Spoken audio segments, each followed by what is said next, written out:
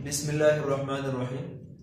Dear students, आज हम IR spectroscopy के बारे में पढ़ेंगे, जिसको हम वाइब्रेशनल स्पेक्ट्रोस्कोपी भी बोलते हैं। इससे पहले हमने आईआर जो स्पेक्ट्रोस्कोपी है उसको हमने डिटेल में उसकी इंट्रोडक्शन की बात की थी। आज हम आईआर स्पेक्ट्रोस्कोपी को बिल्कुल बेस से स्टार्ट करेंगे, इसके एंड तक जाएंगे, जिसमें आज के लेक्चर में हम सबसे पहले इसको डिफाइन करेंगे, फिर हम कंडीशंस ऑफ आईआर स्पेक्ट्रोस्कोपी देखेंगे कि कौन से मॉलिक्यूल हैं जो आईआर एक्टिव हैं और कौन से मॉलिक्यूल हैं जो आपके पास आईआर इनएक्टिव है। फिर इसी तरह से आपके पास जो मॉलिक्यूल्स हैं वो कितने टाइप्स के वाइब्रेशन शो करते हैं, मतलब मोड्स ऑफ वाइब्रेशन देखेंगे, और हर जो आपके पास डिफरेंट मोड्स होंगे, हर एक वाइब्रेशन की अपनी अपनी फ्रीक्वेंसी होती है। फिर इसी तरह से इंस्ट्रूमेंटेशन ऑफ आईआर देखेंगे और आपके पास इंटरप्रिटेशन ऑफ आईआर स्पेक्ट्रा देखेंगे। तो मतलब इन तमाम में से हम आज डेफिनेशन, कंडीशन और मोड्स पे बात करेंगे। कमिंग लेक्चर में हम इंस्ट्रूमेंटेशन ऑफ आईआर पे बात करेंगे, और यहां आपके पास जो इंटरप्रिटेशन ऑफ आईआर स्पेक्ट्रा है ये इनमें सबसे इंपॉर्टेंट रहेगा। ठीक है, अक्सर बच्चे इसको समझने में कंफ्यूज कर देते हैं इसको कैसे समझाए, तो हम इस पे अलग से वीडियो लेक्चर बनाएंगे जिसमें हम इसके डिफरेंट केसेस लेकर एक एक को हम अलग से एक्सप्लेन करेंगे। आज बिल्कुल हम इसके कंडीशंस, इसके मोड्स और इसकी डेफिनेशन पे हम फोकस करेंगे, और फिर इसी के साथ हम इंस्ट्रूमेंटेशन की भी बात करेंगे। ठीक है ना। तो सबसे पहले हम देखते हैं आईआर स्पेक्ट्रोस्कोपी को हम डिफाइन कैसे करते हैं। तो बेसिकली हमने कल ही ये बात की थी कि जब भी हम स्पेक्ट्रोस्कोपी की बात करते हैं तो ये बात तो कंफर्म है कि जो स्पेक्ट्रोस्कोपी है इसमें interaction of electromagnetic radiation with matter है। ठीक है ना, मतलब स्पेक्ट्रोस्कोपी की हम बात करते हैं तो it is the interaction of electromagnetic radiation with matter. पर आईआर स्पेक्ट्रोस्कोपी क्यों बोलते हैं? क्योंकि इलेक्ट्रोमैग्नेटिक स्पेक्ट्रम में से हम उस रेडिएशन को चूज करेंगे जो आपके पास आईआर रेंज में होगा, और आईआर रेडिएशन को जब हम किसी मैटर के ऊपर इंसिडेंट करवाएंगे तो उसको हम क्या नाम देंगे? आईआर स्पेक्ट्रोस्कोपी का नाम देंगे। ठीक है ना। वैसे हमने कल बात की थी स्पेक्ट्रोस्कोपी की ना, तो हमने कहा था कि जब आप लोग इलेक्ट्रोमैग्नेटिक रेडिएशन को, ठीक है ना, जिसको हमने शॉर्ट में ईएमआर कहा था, इसको हम क्या करते हैं? किसी सैंपल के ऊपर, ठीक है ना, किसी मॉलिक्यूल के ऊपर फॉल करवाते हैं। ठीक है ना, जो हमारा सैंपल या मैटर रहेगा। अब मॉलिक्यूल के ऊपर फॉल करवाने के बाद ये मॉलिक्यूल इसको क्या करता है? एब्जॉर्ब करता है। ये मॉलिक्यूल इसको क्या करता है? एब्जॉर्ब करता है, और इसकी एब्जॉर्बेंस से हमें क्या मिलता था? स्पेक्ट्रम मिलता था। इससे हमें क्या मिलता था? स्पेक्ट्रम। और इस स्पेक्ट्रम से हम क्या करते थे? स्ट्रक्चर को एनालाइज करते थे। क्या करते थे? स्ट्रक्चर को एनालाइज करते थे। यही तो हमारे पास मेन मकसद था स्पेक्ट्रोस्कोपी का।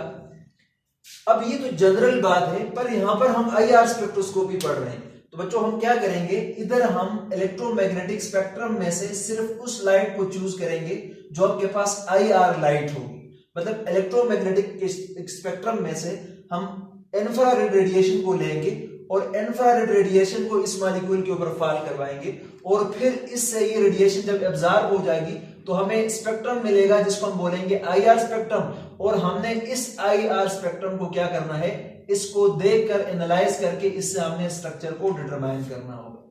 तो मैं सिंपली ये कह सकता हूं कि आपके पास आईआर स्पेक्ट्रोस्कोपी एक ऐसी स्पेक्ट्रोस्कोपी है जिसमें हम इंफ्रारेड रेडिएशन को किसी मॉलिक्यूल के ऊपर या सैंपल के ऊपर फॉल करवाते हैं, तो रिजल्ट में जो हमें स्पेक्ट्रम मिलेगा जिसको हम आईआर स्पेक्ट्रम बोलेंगे, और इस आईआर स्पेक्ट्रम को हम एनालाइज करके स्ट्रक्चर को डिटरमाइन करेंगे।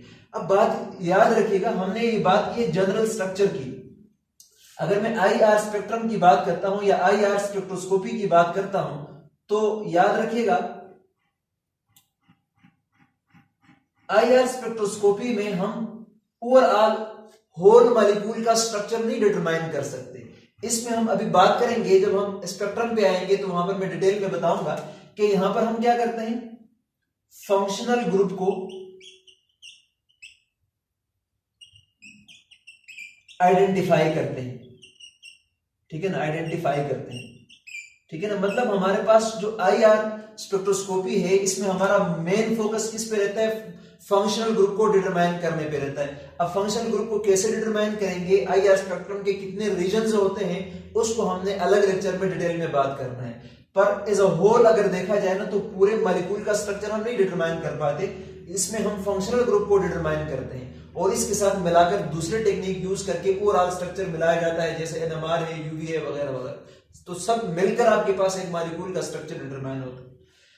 तो ये तो आ गई इसकी डिफिनेशन कि इलेक्ट्रोमैग्नेटिक रेडिएशन में से आईआर रेडिएशन को जब हम मॉलिक्यूल के ऊपर फॉल करवाएंगे तो हमें मिलेगा आईआर स्पेक्ट्रम इसकी एब्जॉर्बेंस से, और इसको हम क्या करेंगे, एनालाइज करेंगे, और इसको एनालाइज करने के बाद इससे हम क्या करेंगे, फंक्शनल ग्रुप को डिटरमाइन करेंगे या आइडेंटिफाई करेंगे। तो यही आपके पास क्या है, आईआर स्पेक्ट्रोस्कोपी। अब इस आईआर स्पेक्ट्रोस्कोपी को हम वाइब्रेशनल स्पेक्ट्रोस्कोपी भी बोलते हैं, क्योंकि हमारे पास जो भी मॉलिक्यूल है वो वाइब्रेट करता है, और मॉलिक्यूल जिस फ्रीक्वेंसी के साथ वाइब्रेट करता है उसकी फ्रीक्वेंसी आईआर की जो रेडिएशन है इसकी फ्रीक्वेंसी से मैच करती है। तो लिहाजा एब्जॉर्प्शन तब होगा जब आपके पास फ्रीक्वेंसीज मैच करेंगी। तो इस वजह से वाइब्रेशन की फ्रीक्वेंसी आईआर की रेंज में होती है, इस वजह से इसको क्या कहा जाता है, वाइब्रेशनल स्पेक्ट्रोस्कोपी भी कहा जाता है। अब इसके बाद हम देखेंगे कंडीशन ऑफ आईआर स्पेक्ट्रोस्कोपी। यहां से आगे ये बात एक एक इंपॉर्टेंट है। कंडीशन ऑफ आईआर स्पेक्ट्रोस्कोपी, क्या क्या कंडीशन है या कौन से मॉलिक्यूल हैं जो आपके पास आईआर एक्टिव हैं और कौन से मॉलिक्यूल हैं जो आईआर इनएक्टिव हैं। तो नंबर 2 पे हम बात करेंगे कंडीशन ऑफ आईआर स्पेक्ट्रोस्कोपी। ठीक है ना, मतलब आईआर स्पेक्ट्रोस्कोपी के लिए हमारे पास क्या हर मॉलिक्यूल, हर सैंपल आईआर में एब्जॉर्प्शन शो करता है, मतलब आईआर एक्टिव है या नहीं है। तो बच्चों याद रखिएगा, जब भी हम कंडीशन की बात करते हैं तो हमारे पास 2 कंडीशंस होती हैं। 2 कंडीशंस, वो 2 कंडीशंस आपके पास क्या है। अगर हम फर्स्ट कंडीशन की बात करते हैं तो फर्स्ट कंडीशन आपके पास क्या है,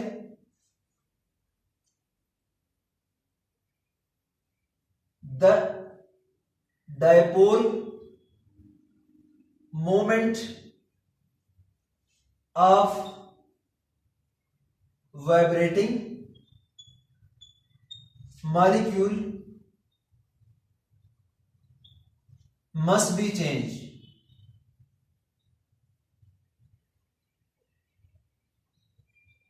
ठीक है ना, जो मॉलिक्यूल वाइब्रेट करता है उसका डायपोल मोमेंट का चेंज होना जरूरी है। और सिंपली हम ये कह सकते हैं कि molecule should be polar, molecule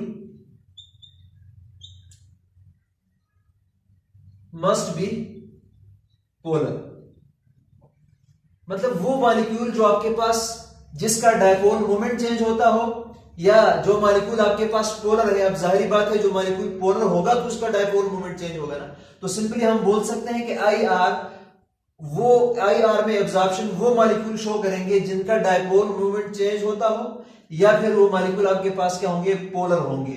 तो मतलब मैं ये कह सकता हूं कि पोलर मॉलिक्यूल आपके पास क्या होंगे, आईआर एक्टिव होंगे। तो वो मॉलिक्यूल जो इंफ्रारेड रेडिएशन में या आईआर स्पेक्ट्रोस्कोपी में एब्जॉर्प्शन शो करते हैं उन मॉलिक्यूल को क्या कहा जाता है, आईआर एक्टिव कहा जाता है। ठीक है ना, और ये तो आ गया आपके पास फर्स्ट कंडीशन। अब इसकी हम रीजन पे बात करेंगे डिटेल में कि ऐसा क्यों जरूरी है कि डायपोल मोमेंट चेंज हो, या आईआर स्पेक्ट्रोस्कोपी के लिए मतलब मॉलिक्यूल का पोलर होना जरूरी क्यों है, इस पे हम अभी डिटेल में बात करेंगे, इसके रीजंस के साथ हम देखेंगे।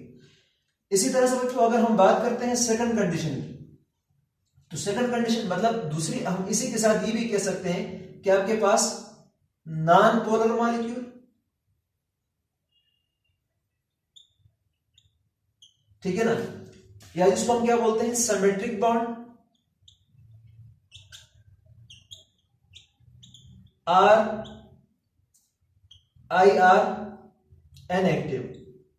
तो वो मॉलिक्यूल जो आपके पास नॉन पोलर है वो आपके पास क्या होंगे, आईआर इनएक्टिव होंगे। अगर हम सेकंड कंडीशन की बात करते हैं ना, तो बच्चों सेकंड कंडीशन आपके पास क्या है, the frequency of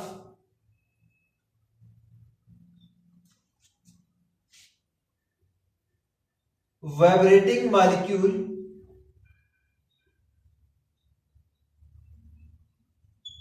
should be equal to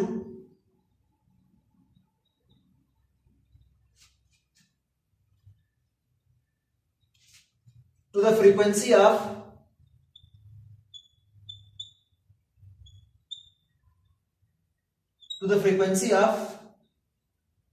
IR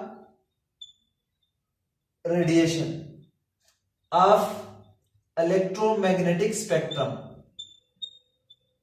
ठीक है ना, मतलब इलेक्ट्रोमैग्नेटिक स्पेक्ट्रम में IR जो रेडिएशन है, इसकी जो फ्रीक्वेंसी है वही फ्रीक्वेंसी आपके पास मॉलिक्यूल की जो नेचुरल फ्रीक्वेंसी है जिससे मॉलिक्यूल वाइब्रेट करता है तो उसके बराबर होनी चाहिए। अब ऐसा क्यों है, इस पे भी हम बात करेंगे। तो इन दो बातों पे हमने आज डिटेल में बात करना है और साथ में हम मोड्स ऑफ वाइब्रेशन भी देखेंगे। और यही मसला होता है बच्चों को इस चीज को समझने में कि यार ऐसा क्या होता है पोलर मॉलिक्यूल में जिसकी वजह से आपके पास वो IR एक्टिव होते हैं और नॉन पोलर मॉलिक्यूल में ऐसा क्या नहीं होता। ठीक है ना, इस पे हम अभी डिटेल में बात करने वाले हैं। तो पहली कंडीशन आपके पास क्या है, the dipole moment of vibrating molecule must be change. जो भी आपके पास वाइब्रेटिंग मॉलिक्यूल है उसका डायपोल मोमेंट चेंज होना जरूरी है, और डायपोल उसका चेंज होता है जो मॉलिक्यूल आपके पास पोलर हो। मतलब पोलर मॉलिक्यूल आपके पास क्या होंगे, IR एक्टिव होंगे, और नॉन पोलर मॉलिक्यूल आपके पास IR इनएक्टिव होंगे। और दूसरी बात, जो मॉलिक्यूल आपके पास वाइब्रेट करता है मतलब उसकी जो अपनी नेचुरल फ्रीक्वेंसी है उसकी फ्रीक्वेंसी मॉलिक्यूल जिससे वाइब्रेट करता है वो आपके पास इलेक्ट्रोमैग्नेटिक स्पेक्ट्रम में IR की जो फ्रीक्वेंसी है उसके बराबर होगी, तो तब वो IR रेडिएशन को एब्जॉर्ब करेगा और फिनोमेना ऑफ रेजोनेंस होगा, मॉलिक्यूल हायर वाइब्रेशन में चला जाएगा, तब जाके आपके पास एब्जॉर्प्शन बैंड को शो करेगा। अच्छा, अब सबसे पहले हम फर्स्ट कंडीशन को समझने की कोशिश करते हैं कि भाई टू कंडीशंस की हमने बात की थी। अब इसमें जो पहला कंडीशन है वो क्या है, तो फर्स्ट कंडीशन को हम कैसे समझेंगे, मतलब ऐसा क्यों जरूरी है कि मॉलिक्यूल हमारा पोलर होना चाहिए। ठीक है ना, रीजन क्या है। ठीक है ना, मतलब हमने फर्स्ट कंडीशन की बात की थी कि आपके पास मॉलिक्यूल क्या हो, पोलर हो। ठीक है ना, मॉलिक्यूल क्या होना चाहिए, पोलर मॉलिक्यूल होना चाहिए, और पोलर मॉलिक्यूल ही आपके पास क्या होता है, IR एक्टिव होता है। ठीक है ना, अब हमने इसी बात को देखना है विद रीजन कि भाई ऐसा क्या रीजन है कि आपके पास पोलर मॉलिक्यूल IR एक्टिव होता है। भाई इसको समझने से पहले एक बात याद रखिएगा जिस पे मैंने कल भी बात की थी कि अब जब भी आपके पास दो एटम आपस में बॉन्डेड होते हैं, जैसे लेट्स सपोज आपके पास HCl है, अब H और Cl के दरमियान में आपके पास क्या है, कोवेलेंट बॉन्ड है। ठीक है ना, मैं जस्ट कंसिडरेशन एक जनरल एग्जांपल ले लेता हूं कि लेट्स सपोज ये आपके पास एक एटम है और इसी तरह से ये आपके पास दूसरा एटम है। ठीक है ना, A B जो भी आप लोग कह रहे हैं ये दूसरा एटम है। अब अगर हम देखते हैं तो ये हाइड्रोजन और क्लोरीन के दरमियान में जो कोवेलेंट बॉन्ड है, तो ये कोवेलेंट बॉन्ड आपके पास क्या है, फ्लेक्सिबल है, ये आपके पास हार्ड नहीं है।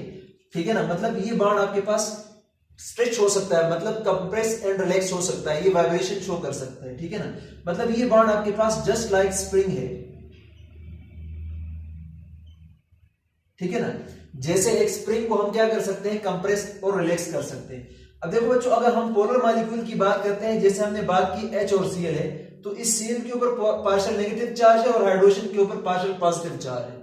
ठीक है ना, मतलब इसकी इलेक्ट्रोनेगेटिविटी ज्यादा है, इसकी इलेक्ट्रोनेगेटिविटी कम है, तो इस बॉन्ड को हम बोलेंगे पोलर बॉन्ड, मतलब this molecule is polar molecule. ठीक है ना, ये मॉलिक्यूल आपके पास पोलर मॉलिक्यूल है। अब आपको पता है कि पोलर मॉलिक्यूल का आपके पास बॉन्ड मोमेंट होता है या डायपोल मोमेंट होता है, जो कि आपके पास पॉजिटिव से किधर डायरेक्टेड होता है, नेगेटिव की तरफ डायरेक्टेड होता है, जिसको हम बोलते हैं डायपोल मोमेंट। अब यही डायपोल मोमेंट आपके पास बराबर होता है जो कि वेक्टर क्वांटिटी है Q N2 आपके पास R के बराबर होता है, मतलब product of charge and distance between the charge, इसको हम क्या बोलते हैं, डायपोल मोमेंट बोलते हैं, जो कि वेक्टर क्वांटिटी है। अब डायपोल मोमेंट आपके पास चार्ज पे डिपेंड करता है और आपके पास डिस्टेंस बिटवीन द चार्ज पे डिपेंड करता है, जो नेगेटिव चार्ज और पॉजिटिव चार्ज के दरमियान में डिस्टेंस क्या है, इस पे डिपेंड करता है। इसका मतलब ये है कि जब मैं चार्ज को चेंज करूंगा तो डायपोल मोमेंट चेंज होगा, लेकिन हम यहाँ पर चार्ज को नहीं चेंज करेंगे, यहां पर जब डिस्टेंस को चेंज करेंगे तो फिर भी डायपोल मोमेंट आपके पास चेंज होता है। मतलब डायपोल मोमेंट डिपेंड करता है क्यों और आर पे, आर को चेंज करेंगे ये चेंज हो जाएगा, क्यों को चेंज करेंगे तो ये भी चेंज हो जाएगा।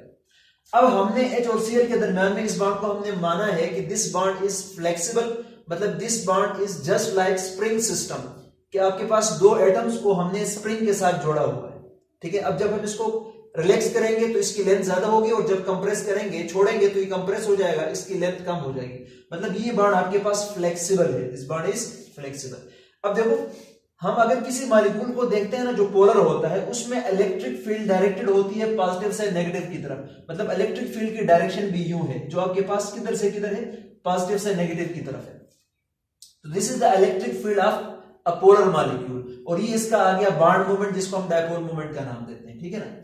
अब जिस वक्त मैं क्या करता हूं, इस मॉलिक्यूल को खींच लेता हूं, स्ट्रेच करता हूं, इस मॉलिक्यूल को क्या करता हूं, स्ट्रेच करता हूं। तो जब इस मॉलिक्यूल को मैं स्ट्रेच करूंगा, फोर्स लगाऊंगा इस मॉलिक्यूल पे, तो ये मॉलिक्यूल आपके पास इसकी लेंथ ज्यादा हो जाएगी, ठीक है ना, इसकी लेंथ क्या हो जाएगी, ज्यादा हो जाएगी। अब जब मैं इस मॉलिक्यूल को छोड़ूंगा तो फिर ये मॉलिक्यूल आपके पास क्या हो जाएगा, करीब आ जाएगा, कंप्रेस हो जाएगा, ठीक है ना।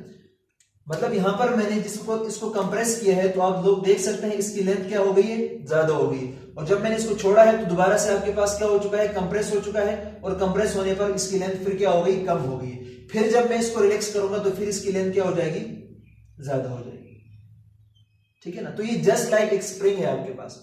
तो अगर आप लोग गौर से देखें, तो अगर मैं मानता हूं ये मॉलिक्यूल है, और ये मॉलिक्यूल कभी मेन पोजीशन से इधर जाता है, कभी मेन पोजीशन से इधर जाता है, मतलब to and fro motion show करता है, जिसको हम क्या बोलते हैं, वाइब्रेशन बोलते हैं, जिसको हम क्या बोलते हैं, वाइब्रेशन बोलते हैं। तो एक मॉलिक्यूल जो आपके पास कोवेलेंट बॉन्ड के थ्रू अटैच होता है, वो आपके पास वाइब्रेशन शो करता है। अब इसको हम स्ट्रेचिंग वाइब्रेशन बोलते हैं, आगे हम मोड्स ऑफ वाइब्रेशन में बात करेंगे।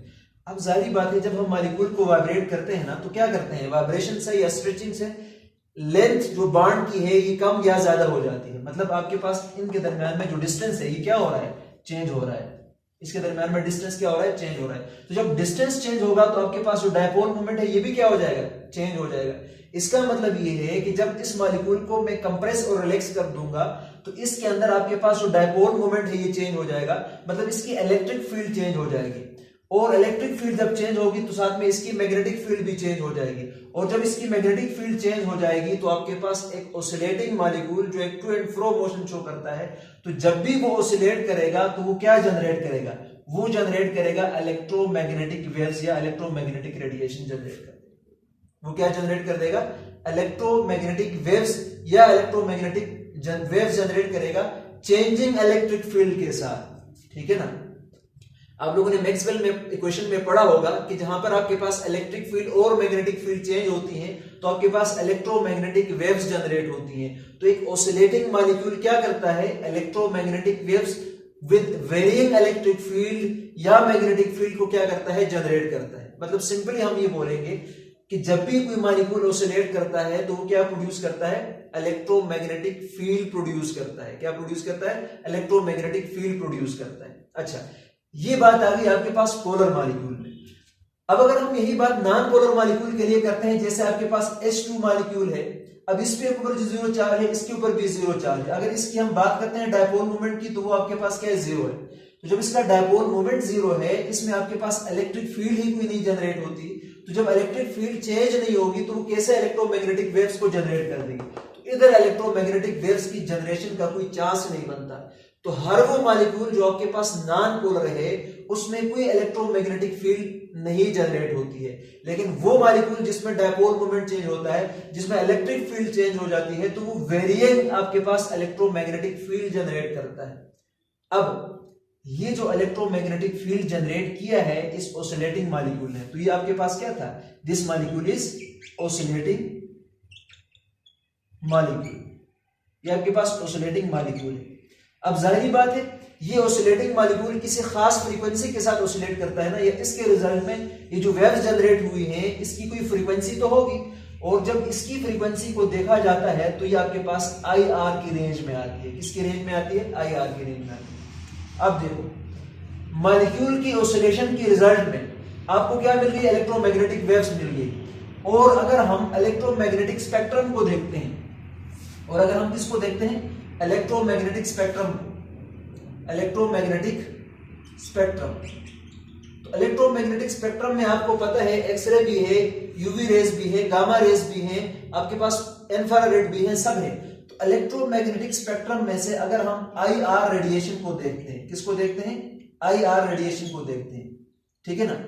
तो इलेक्ट्रोमैग्नेटिक स्पेक्ट्रम में से IR रेडिएशन, और यहां आपके पास मॉलिक्यूल की वाइब्रेशन से जो वेव्स जनरेट हुई हैं, इन दोनों की फ्रीक्वेंसीज आपके पास क्या है, सेम है। ठीक है, इन दोनों की फ्रीक्वेंसीज आपके पास क्या है, सेम है। तो इसका मतलब जब आई आर रेडिएशन जो इलेक्ट्रोमैग्नेटिक स्पेक्ट्रम से जनरेट हुई है, हमने ली है, और जो मॉलिक्यूल की वाइब्रेशन से या मॉलिक्यूल की ऑसिलेशन से जो वेव्स हमें मिली है, इन दोनों की फ्रीक्वेंसीज आपके पास क्या है, सेम है। तो जब दोनों की फ्रीक्वेंसी सेम है तो आपके पास ये कंबाइन कर जाएंगे, इनकी कपलिंग होगी, इनकी कॉम्बिनेशन होगी।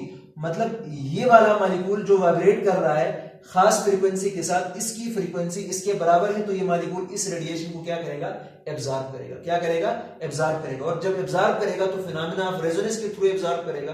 तो मतलब ये है कि ऐसी इस आई आर रेडिएशन को ये जो ऑसिलेटिंग मॉलिक्यूल है ये एब्जॉर्ब करेगा, क्योंकि इसकी जो नेचुरल फ्रीक्वेंसी है जिसको हम ऑसिलेशन फ्रीक्वेंसी बोलते हैं इसकी, वो आई आर स्पेक्ट्रम के अंदर आई आर रीजन के जो आपके पास फ्रीक्वेंसी है उसके साथ मैच करती है। तो फिनोमेना ऑफ रेजोनेंस होगा और आपके पास लाइट क्या हो जाएगी, एब्जॉर्ब हो जाएगी। इसलिए आपको क्या मिलेगा, एब्जॉर्प्शन स्पेक्ट्रम मिलेगा, और उस स्पेक्ट्रम को हम एनालाइज करेंगे for the determination of function. तो यही बात आप लोगों ने याद रखना है। अगर यही बात हम किसके लिए करें, तो हमने यहां तक ये रीजन देख लिया कि भाई आपके पास एक पोलर मॉलिक्यूल के अंदर ऐसा क्या होता है जो क्या करता है, आई आर एक्टिव होता है, जो आई आर क्या होता है, एक्टिव होता है। ठीक है ना। तो आपके पास जो पोलर मॉलिक्यूल है जब वो वाइब्रेट करता है तो क्या करता है, वेव को जनरेट करता है। क्या करता है, वेव्स को जनरेट कर देता है। और ये जो वेव्स है ना, इसकी फ्रीक्वेंसी बराबर होती है किसकी, आई आर रेडिएशन की जो फ्रीक्वेंसी है उसके बराबर होती है। मतलब ये दोनों फ्रीक्वेंसीज आपस में बराबर होती है। तो जब ये दोनों फ्रीक्वेंसीज आपस में बराबर होती है, इस मॉलिक्यूल की नेचुरल फ्रीक्वेंसी और आई आर रेडिएशन की फ्रीक्वेंसी, तो आपके पास क्या होगा, ये मॉलिक्यूल इस आई आर रेडिएशन को क्या करेगा, एब्जॉर्ब करेगा। इसको क्या करेगा, एब्जॉर्ब करेगा। और जब एब्जॉर्ब करेगा तो क्या मिलेगा आपको, आपको मिलेगा एब्जॉर्प्शन स्पेक्ट्रम मिलेगा। और इस एब्जॉर्प्शन स्पेक्ट्रम को, जिसको हम आई आर स्पेक्ट्रम भी बोलते हैं, इसको हमने क्या करना है, एनालाइज करना है फॉर द डिटरमिनेशन ऑफ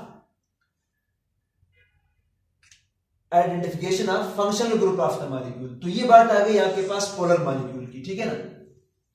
अब इसके बाद हमने बात की थी कि जब आपके पास एक वाइब्रेटिंग मॉलिक्यूल जिसमें डायपोल मोमेंट चेंज हो जाए, जो कि पोलर मॉलिक्यूल है, वो क्या जनरेट करता है, इलेक्ट्रोमैग्नेटिक वेव्स जनरेट करता है। तो दूसरी बात हमने क्या की थी, तो frequency of oscillating molecule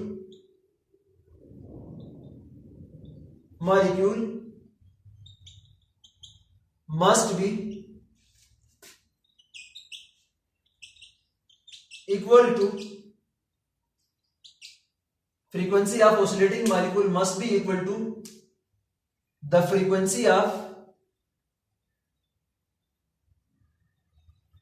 IR radiation। ठीक है ना। फिर आपके पास क्या करेगा, IR रेडिएशन के बराबर होगा। तो फिर क्या होता है, so that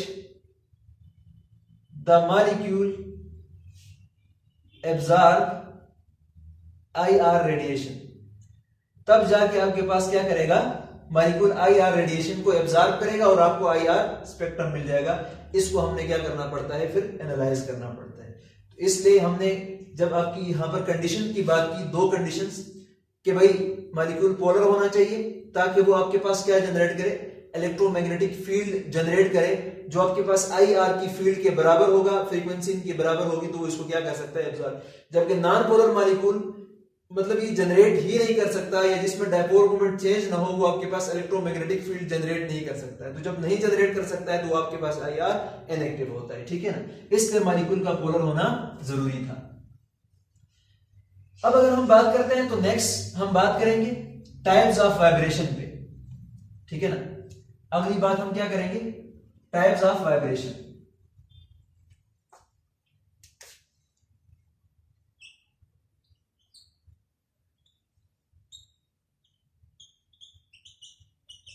ठीक है ना, जिसको हम क्या बोलते हैं, मोड्स ऑफ वाइब्रेशन भी बोलते हैं। तो बच्चों जब हम वाइब्रेशन की बात करते हैं तो आपके पास दो तरह की वाइब्रेशंस होती हैं मेन। ठीक है ना। एक को हम बोलते हैं स्ट्रेचिंग वाइब्रेशन ठीक है ना, और एक को हम नाम देते हैं बेंडिंग वाइब्रेशन का। ठीक है ना, मॉलिक्यूल में आपके पास क्या है, स्ट्रेचिंग वाइब्रेशन है और आपके पास क्या है, बेंडिंग वाइब्रेशन है। तो स्ट्रेचिंग वाइब्रेशन में आपके पास क्या होता है, types of vibration in which the bond length changes. ठीक है, ये आपके पास एक ऐसी वाइब्रेशन है जिसमें आपके पास बॉन्ड लेंथ चेंज होता है। और आपके पास बेंडिंग वाइब्रेशन में the type of vibration in which bond angle changes.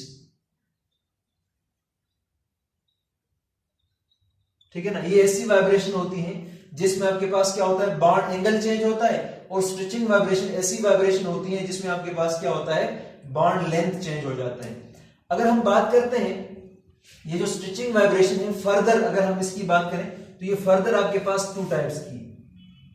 ठीक है ना, एक आपके पास क्या है, सिमेट्रिक स्ट्रेचिंग,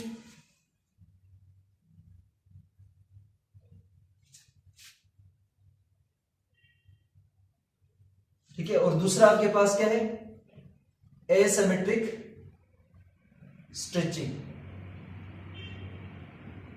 ठीक है ना, सिमेट्रिक स्ट्रेचिंग और एसिमेट्रिक स्ट्रेचिंग। अब फॉर एग्जांपल हम जनरल कोई भी एग्जांपल ले लेते हैं। लेट सपोज ये आपके पास कोई मॉलिक्यूल है, ठीक है ना, ये एटम है कोई भी जिससे मैं सर्कल से शो कर रहा हूं, ये मेरे पास कोई भी एटम्स है और इसके साथ ये कोई ग्रुप अटैच है। ठीक है ना, अब सिमेट्रिक स्ट्रेचिंग में मैं क्या करूंगा, या क्या किस तरह का आपके पास वाइब्रेशन है। अब इसमें देखें, स्ट्रेचिंग में आपके पास बॉन्ड लेंथ चेंज होता है। तो लेट सपोज अगर ये वाला बॉन्ड आपके पास बाहर को स्ट्रेच हो रहा है तो ये वाला बॉन्ड भी आपके पास बाहर को स्ट्रेच होगा। इसी तरह से फिर ये बॉन्ड अगर आपके पास इन साइड मतलब कंप्रेस हो जाए तो ये वाला बॉन्ड भी आपके पास कंप्रेस हो जाए। मतलब ये कि देखिए, ये बॉन्ड जब आपके पास बाहर की तरफ मूव करेगा तो बॉन्ड लेंथ ज्यादा होगी। इसी के साथ ये वाला भी साइमल्टेनियसली बाहर को मूव करेगा तो इसकी बॉन्ड लेंथ ज्यादा होगी। जैसे अगर मैं कोई एटम हूं सेंटर में और ये मेरे पास 2 ग्रुप के अटैच है, अब मैं क्या करता हूं, दोनों हाथ को एक ही साथ यूं बाहर निकालता हूं तो आपके पास ये स्ट्रेच हो गया। फिर मैं इसको वापस लेके आता हूं तो लेंथ क्या हो जाएगी, कम होगी। तो साइमल्टेनियसली जब दोनों बॉन्ड आपके पास क्या करेंगे, बाहर की तरफ मूव करेंगे, ठीक है ना, एक साथ स्ट्रेच होंगे, मतलब दोनों बॉन्ड का एक साथ लेंथ इंक्रीज हो जाए और फिर एक ही साथ लेंथ क्या हो जाए, डिक्रीज हो जाए। तो इस तरह की स्ट्रेचिंग को हम क्या बोलते हैं, सिमेट्रिक स्ट्रेचिंग बोलते हैं। क्या बोलते हैं, सिमेट्रिक स्ट्रेचिंग बोलते हैं। अब एसिमेट्रिक स्ट्रेचिंग क्या है, हम इसी मॉलिक्यूल को ले लेते हैं और इसमें हम ये देखते हैं कि फॉर एग्जांपल एक आपके पास बॉन्ड की लेंथ आपके पास क्या हो रही है, इंक्रीज हो रही है। ठीक है ना, इसके साथ दूसरा जो आपके पास बॉन्ड है उसकी लेंथ क्या हो रही है, डिक्रीज हो रही है। मतलब आपके पास देखा जाए तो एक वक्त में आपके पास मॉलिक्यूल तो वही है, पर हुआ क्या है, यहां पर एक बॉन्ड की लेंथ इंक्रीज हो रही है और इसके साथ दूसरी बॉन्ड की लेंथ क्या हो रही है, डिक्रीज हो रही है। तो मतलब आपके पास एक का इंक्रीज होना, दूसरे का डिक्रीज होना, इस तरह की स्ट्रेचिंग को हम क्या बोलते हैं, एसिमेट्रिक स्ट्रेचिंग बोलते हैं। अब देखो, बॉन्ड एंगल इधर और इधर तो सेम है, पर यहां पर लेंथ इंक्रीज और यहां पर डिक्रीज हो रहा है, पर ये डिफरेंट आपके पास मैनर्स में हो रहे हैं। यहां पर एक ही साथ इंक्रीज और एक ही साथ आपके पास डिक्रीज दोनों में आ रहा था, तो इसको हमने सिमेट्रिक स्ट्रेचिंग कहा और इसको हम क्या बोलते हैं, एंटी सिमेट्रिक या एसिमेट्रिक स्ट्रेचिंग का नाम देते हैं। मतलब इसमें ये होगा कि लेट्स सपोज ये दोनों ग्रुप है, इसमें अगर आपके पास एक ग्रुप क्या है, बाहर है, ठीक है ना, तो एक ग्रुप की लेंथ आपके पास क्या होगी, कम होगी। फिर ये वाला बॉन्ड स्ट्रेच होगा तो ये कंप्रेस होगा, इस तरह से ये कंप्रेस होगा तो ये स्ट्रेच होगा। मतलब ये है कि एट अ टाइम अगर हम देखेंगे तो एक की लेंथ इंक्रीज हो जाएगी और दूसरी की लेंथ क्या हो जाएगी, डिक्रीज हो जाएगी। तो ये आ गए आपके पास 2 तरह की वाइब्रेशन। तो बच्चों याद रखिएगा, जो आपके पास स्ट्रेचिंग वाइब्रेशन है इसकी फ्रीक्वेंसी ज्यादा होती है, इसके लिए ज्यादा फ्रीक्वेंसी चाहिए होती है। ठीक है ना, इसके लिए ज्यादा एनर्जी चाहिए होती है, इसके लिए ज्यादा IR की रेंज हमें चाहिए होती है एनर्जी की। दूसरी बात हमने की आपके पास बेंडिंग वाइब्रेशन। अब मैं स्ट्रेचिंग को मिटा रहा हूं, बेंडिंग में आपके पास क्या है, आगे फर्दर इसके 2 टाइप्स हैं। बेंडिंग में फर्दर आपके पास क्या है, 2 टाइप्स हैं इसकी। तो इसमें 2 टाइप्स आपके पास क्या है, याद रखना, बेंडिंग वाइब्रेशन में आपके पास क्या होता है, बॉन्ड एंगल चेंज होता है, बॉन्ड लेंथ पे कोई फर्क नहीं पड़ता। अब इसमें दो टाइप्स की क्या क्या है, एक आपके पास क्या है, एन प्लेन बेंडिंग,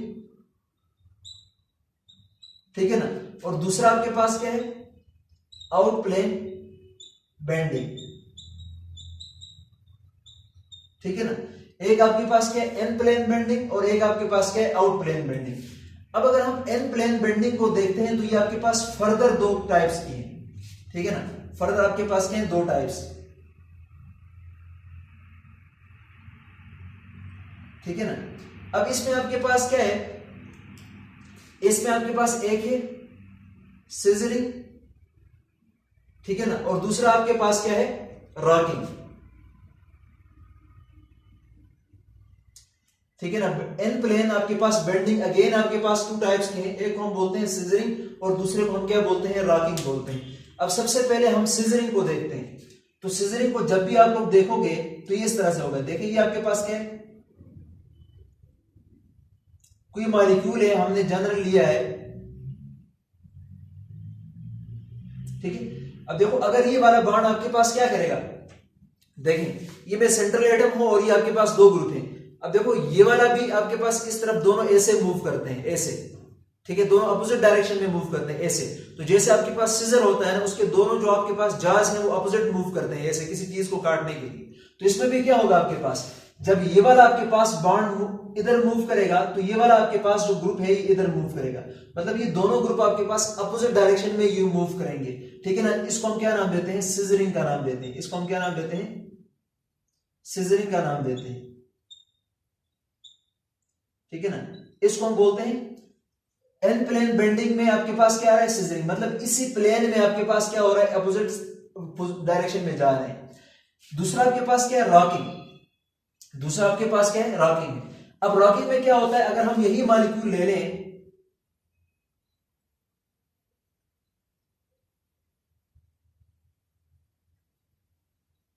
अब इसमें क्या करेगा, ये वाला आपके पास बॉन्ड अगर इधर मूव करता है तो ये वाला भी इसी डायरेक्शन में मूव करता है, फिर अगर ये इस डायरेक्शन में मूव करता है तो ये वाला भी इसी डायरेक्शन में मूव करता है, इसी प्लेन में, ठीक है ना। मतलब आपके पास प्लेन यही रहेगा। अगर मैं सेंट्रल एटम हूं और ये मेरे पास प्लेन है, अब मैं क्या करता हूं, मेरे जो दोनों बॉन्ड है वो एक ही साथ में क्या कर रहे हैं, इधर मूव करते हैं, और फिर आपके पास किधर मूव कर रहे हैं, इस तरफ मूव कर रहे हैं।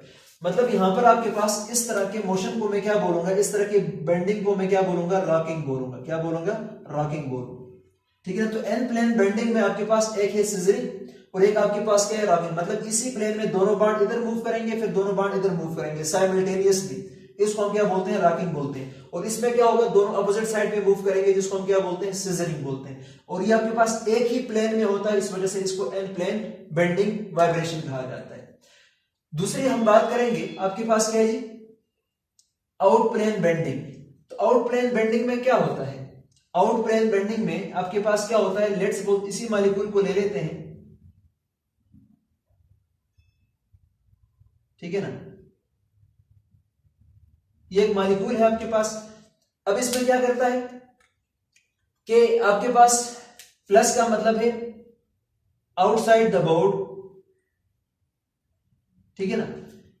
अब यहां पर आपके पास ये मॉलिक्यूल है, जैसे अगर ये आपके पास इसके साथ ग्रुप अटैच है तो दोनों ग्रुप एक ही साथ प्लेन से बाहर निकल रहे हैं और दोनों ग्रुप आपके पास एक ही साथ प्लेन के इन साइड जा रहे हैं। मतलब इस बोर्ड को अगर हम प्लेन मानते हैं तो ये दोनों ग्रुप आपके पास एक ही वक्त में दोनों बाहर निकलेंगे और फिर एक ही वक्त में एंड टू द प्लेन आप बोर्ड जाएंगे, ठीक है ना। मतलब आपके पास अगर ये है तो एक साइड में ऐसे और फिर ये इस तरह बोर्ड के अंदर मूव करेंगे। तो जब साइमल्टेनियसली दोनों आउट और इन होते हैं प्लेन के अंदर, इस वजह से हमने इसको आउट प्लेन बेंडिंग कहा है कि कभी दोनों ग्रुप एक ही साथ प्लेन से बाहर निकल रहे हैं और दोनों ग्रुप एक ही साथ प्लेन के अंदर जा रहे हैं, तो इस वजह से इसको हम आउट प्लेन बेंडिंग बोलते हैं। प्लेन में नहीं मूवमेंट होती है तो आपके पास क्या है, बेंडिंग है। दूसरा आपके पास क्या है, इसको हम क्या नाम देते हैं, वेगिंग का नाम देते हैं, इसको हम क्या नाम देते हैं, वेगिंग, ठीक है ना। मतलब अगेन हम ये कह सकते हैं कि आपके पास आउट प्लेन बेंडिंग है वो भी आपके पास दो टाइप्स के हैं, एक आपके पास क्या है, वेगिंग, और दूसरा आपके पास क्या है, ट्विस्टिंग। दूसरा आपके पास क्या है, ट्विस्टिंग। अब ट्विस्टिंग क्या है आपके पास, लेट सपोज यही मॉलिक्यूल हम ले लेते हैं,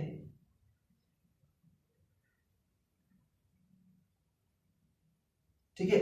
इसमें हम क्या करते हैं, एक मॉलिक्यूल आपके पास या एक ग्रुप क्या कर रहा है, आउटसाइड द बोर्ड निकल रहा है, लेकिन एक आपके पास क्या कर रहा है, इनसाइड द बोर्ड जा रहा है, एक आउटसाइड द बोर्ड निकल रहा है। मतलब एक ग्रुप अगर ऐसे जा रहा है तो दूसरा ग्रुप इसके इनसाइड जा रहा है। अब देखो प्लेन तो ये होना चाहिए था, ये प्लेन से बाहर निकल रहा है और ये प्लेन के इनसाइड पे जा रहा है, तो आउट प्लेन बेंडिंग है ना। इसको हम क्या बोलते हैं? ट्विस्टिंग बोलते हैं। इसको हम क्या बोलते हैं? ट्विस्टिंग बोलते हैं।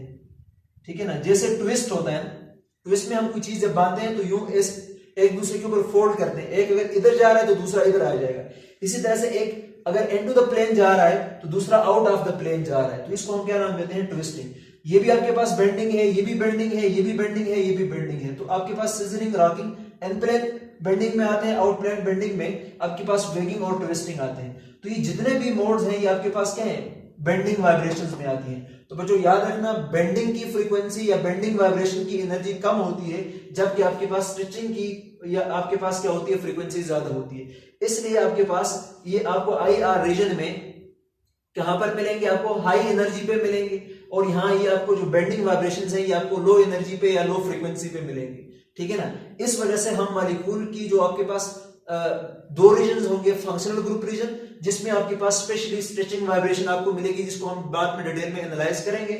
और जितने भी आपके पास बेंडिंग वाइब्रेशन होती है, इसमें जो कॉम्प्लेक्स स्पेक्ट्रा बनता है ये आपके पास फिंगरप्रिंट रीजन में आती है, तो उसको भी हमने डिटेल में देखना है। पर फिंगरप्रिंट रीजन में लो फ्रीक्वेंसी पे या वाइब्रेट करते हैं, तो इस वजह से हमें लो फ्रीक्वेंसी पे ये स्पेक्ट्रम मिलेगा, और इसका जो स्पेक्ट्रम है ये हमें हाई फ्रीक्वेंसी पे मिलेगा। ठीक है ना।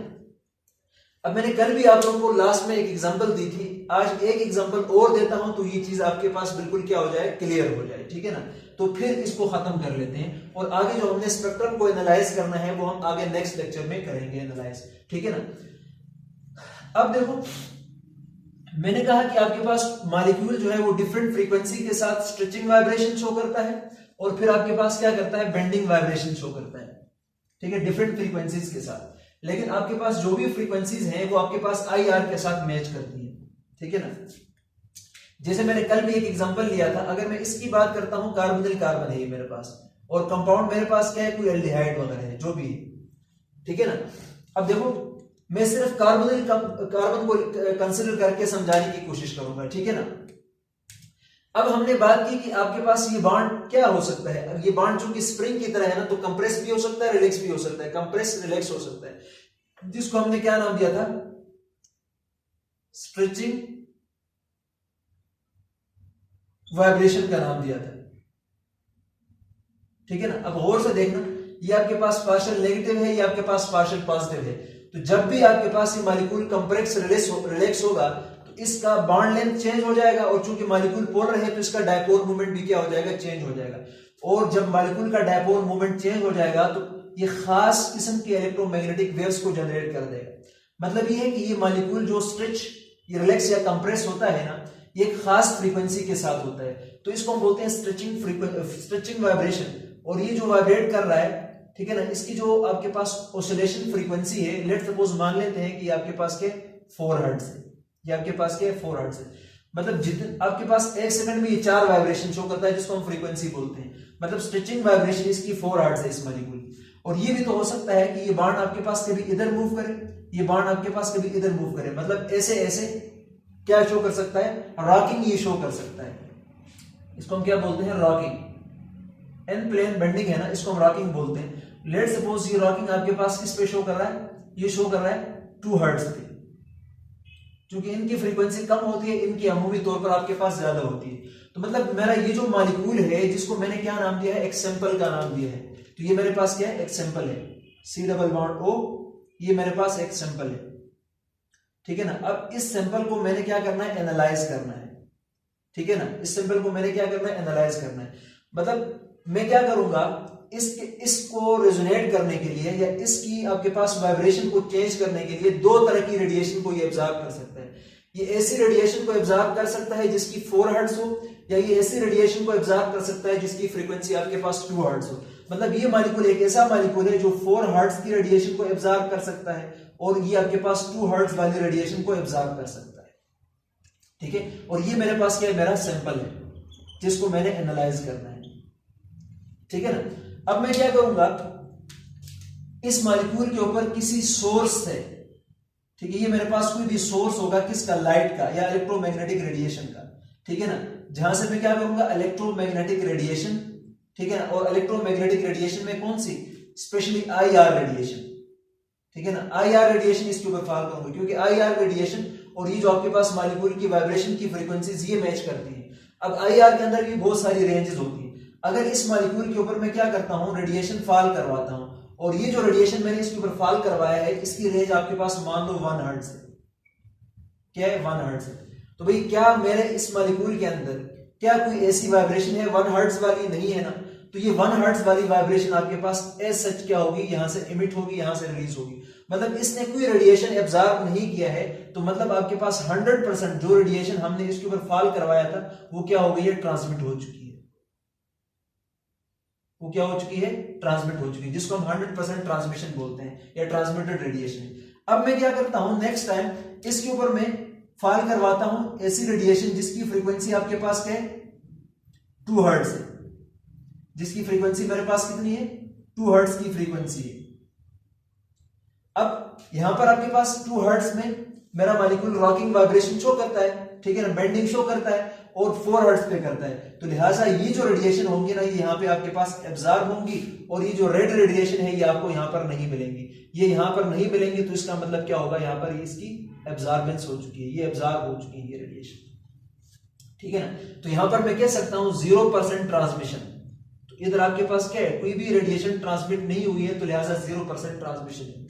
फिर इसी तरह से मैं इस मॉलिक्यूल के ऊपर रेडिएशन फॉल करवाता हूं जिसकी आपके पास क्या है, फ्रीक्वेंसी 3 हर्ट्ज है। अब यहां पर 3 हर्ट्ज वाली कोई रेडिएशन नहीं है, मतलब 3 हर्ट्ज वाले रेडिएशन के साथ या 3 हर्ट्ज वाली फ्रीक्वेंसी के साथ मॉलिक्यूल नहीं वाइब्रेट कर रहा, तो लिहाजा ये रेडिएशन भी एज सच आपके पास यहां से निकलेंगी। इसको भी हम क्या बोलेंगे भाई, इसकी भी 100% क्या हो चुकी है, ट्रांसमिशन हो चुकी है, ठीक है ना। इसने इस रेडिएशन को एब्जॉर्ब नहीं किया हुआ है। अब मैं फिर से क्या करता हूं, रेडिएशन को इसके ऊपर फॉल करवाता हूं। अब इस बार मेरे पास जो रेडिएशन है वो आपके पास क्या है, 4 हर्ट्ज की रेडिएशन है। तो ये 4 हर्ट्ज की रेडिएशन भी यहां पर एब्जॉर्ब होगी क्योंकि मॉलिक्यूल स्ट्रेचिंग वाइब्रेशन 4 हर्ट्ज के साथ शो करता है। तो ये ब्लैक वाली रेडिएशन भी इधर एब्जॉर्ब हो जाएंगी और यहां पर आपको किसी किस्म की कोई ट्रांसमिशन नहीं मिलेगी। मतलब हम कह सकते हैं 0% यहां पर क्या हो गई है, ट्रांसमिशन हो गई। तो इसका मतलब मेरे इस मॉलिक्यूल ने सिर्फ उन रेडिएशन को एब्जॉर्ब किया है जिसकी फ्रीक्वेंसी इस एक्सटर्नल इलेक्ट्रोमैग्नेटिक रेडिएशन में जो IR स्पेक्ट्रम था, सिर्फ उन लाइट में से सिलेक्ट करके इसको एब्जॉर्ब किया हुआ। और एब्जॉर्ब इसलिए किया है क्योंकि कार्बन कार्बन आपके पास पॉजिटिव होता है, जब भी ये वाइब्रेट करता है तो उसका डायपोल मोमेंट चेंज होता है, किसी खास फ्रीक्वेंसी के साथ वेव जनरेट होती है जो इसकी फ्रीक्वेंसी के बराबर हो, तो वो इसको एब्जॉर्ब कर लेता है।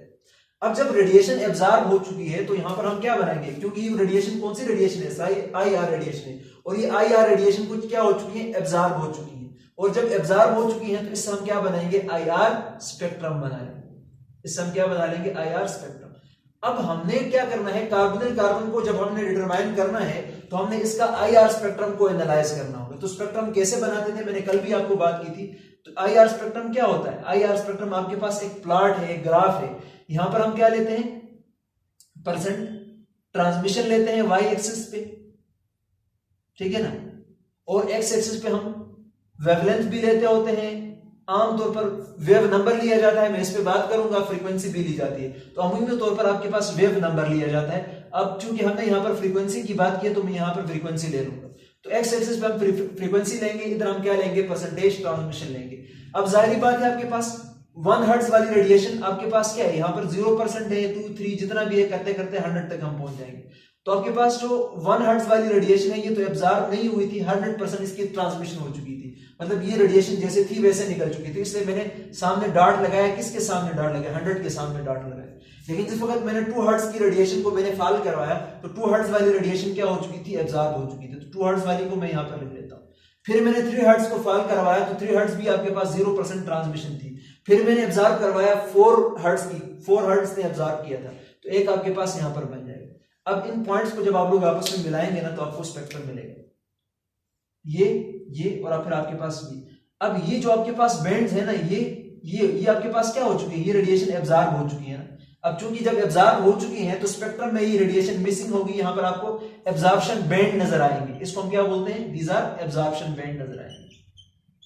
तो मैंने अभी आपको कहा था कि मॉलिक्यूल आपके पास स्ट्रेचिंग वाइब्रेशन शो करता है, ठीक है ना, मॉलिक्यूल आपके पास बेंडिंग वाइब्रेशन शो करता है। हमने बहुत सारे अभी टाइप्स पढ़ ली थी। मॉलिक्यूल का आपके पास रॉकिंग मोशन अलग फ्रीक्वेंसी का होता है, मॉलिक्यूल का आपके पास क्या होता है, सिजरिंग अलग फ्रीक्वेंसी का होता है, मॉलिक्यूल की जो स्ट्रेचिंग वाइब्रेशन होती है वो अलग फ्रीक्वेंसी की होती है। इसका मतलब ये है कि आपके पास डिफरेंट फ्रीक्वेंसीज में स्पेसिफिक वेवलेंथ क्या हो जाएंगी, एब्जॉर्ब हो जाएंगे। तो हर functional group different stretching vibration show करता है, different modes of bending show करता है, जिसकी अपनी खास फ्रीक्वेंसी होती है, खास एनर्जी होती है, जिसको हम क्वांटाइज्ड एनर्जी बोलते हैं। तो उन्हीं रेडिएशन की रेंज को वो क्या कर लेता है, एब्जॉर्ब कर लेता है, और इसी को हम एनालाइज करके मॉलिक्यूल के फंक्शनल ग्रुप को डिटरमाइन कर सकते हैं। यही था आपके पास बेसिक कंसेप्ट आईआर स्पेक्ट्रोस्कोपी। तो बच्चों आईआर स्पेक्ट्रोस्कोपी को हमने आज कंडीशंस पढ़ लिए, मोड्स ऑफ वाइब्रेशन पढ़ लिए, और फिर आपके पास मॉलिक्यूल कोई रेडिएशन क्यों एब्जॉर्ब करता है, आईआर एक्टिव कौन सा होता है, उस पर हमने बात की, और लास्ट में हम आईआर स्पेक्ट्रम पर पहुंचे। अब आईआर स्पेक्ट्रम को एनालाइज कैसे किया जाता है, आईआर की रेंज क्या है, कौन सा ग्रुप किस रेंज में एब्जॉर्ब करता है, ये तमाम चीजें आने वाले लेक्चर में इंशाल्लाह हम डिटेल में डिस्कस करेंगे। तो इसको आपने शुरू से लेकर एंड तक देखना है और एक एक लफ्ज को अपने पास नोट करना है। इसी के साथ थैंक यू वेरी मच।